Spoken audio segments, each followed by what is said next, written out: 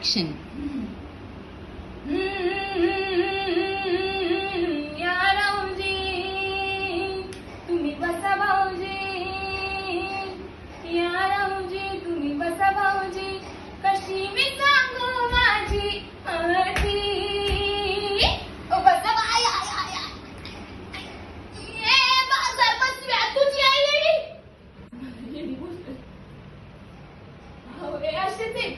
मी आहे तर नाचती ना म्हणून मला येडी म्हणते तो. पण तुम्ही सांगा मी नाचू तरी कुठं? ओ फुकटचं पैसे नाही देत.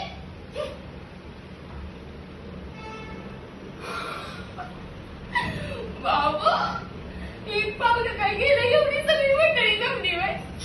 माफ करा मी तुम्हाला बघितलंच नाही. काय आहे ना माझी नजर जरा कमी झाली. हा पण तुम्ही कुठं जाऊ नका, मी लगेच सुरू करते. काय म्हणता? म्या कोण? हॅलो म्या लावणी सम्राज्ञी किशोरीबाई नांदगावकर. दादा तुझी बी काही चूक नाही, माझ्या चेहऱ्यावरचं तारुण्य गेलंय. हा पण माझी लावणी अजून बी तरुणच आहे.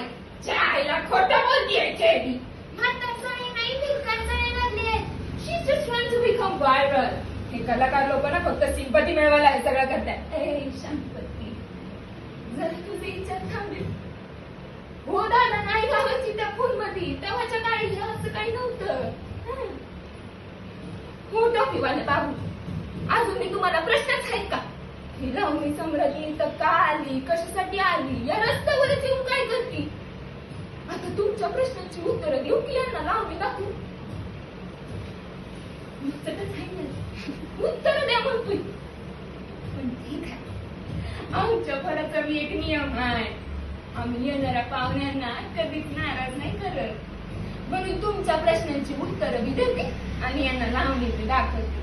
आता ऐका, माझं सपन होतं भारी तिथं पूर्ण झालं नाही तरी खचून मी नाही गेले गा.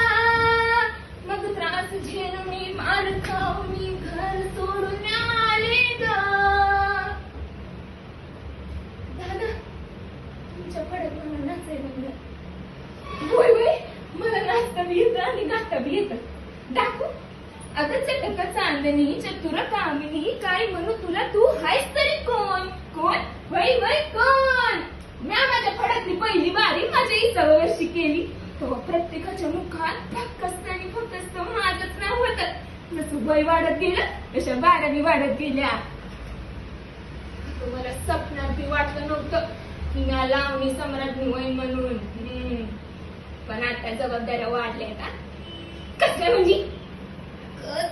पहिला ठेका धरते ना तेव्हा समोर बसणाऱ्या प्रेक्षकांच्या चेहऱ्यावरचा थकवा, त्यांच्या डोक्यावर असणाऱ्या जबाबदाऱ्यांचा त्यांना इसर पडतोय आणि मग तोच प्रेक्षक शिट्ट्या वाजवत नाचायला लागतोय. आणि हीच तर असते आपली जबाबदारी.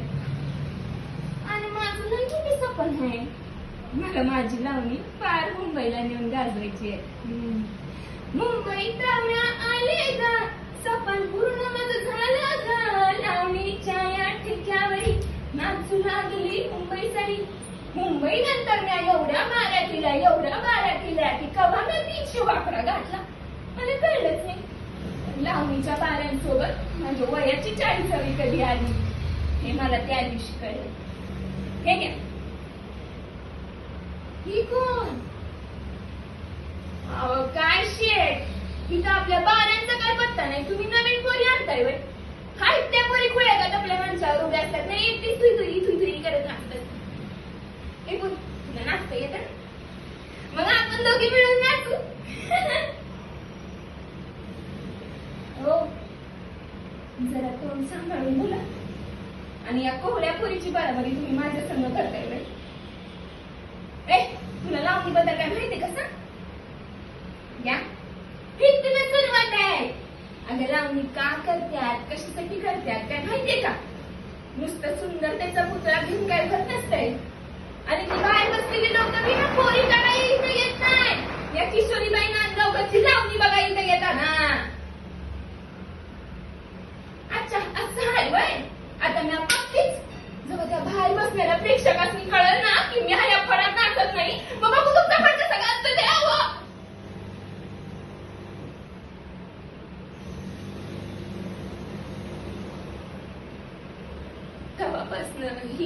सम्राज्ञी म्हातारी म्हणून ओळखली जाऊ लागली. अहो, घर सोडलं हो या लावणीबाई, मुंबईत पोचले या लावणीबाई, आणि लावणी सम्राज्ञी झाले ते बी या लावणीबाईच नव्ह. माझ्या चेहऱ्यावरच्या 4 चुरकुत्यांनी मला माझी जागा दाखवली. तेव्हा मला कळलं की एखाद्याकडे कला असो किंवा नसतो काय फरक पडतो, पण ती व्यक्ती जर दिसायला सुंदर असेल ना तर अख्खं जग तिला डोक्यावर घेऊन निर्वायला तयार असतं. आणि मग आमच्यासारखे म्हातारे कलावंत हे असे रस्त्यावर येऊन पडतात.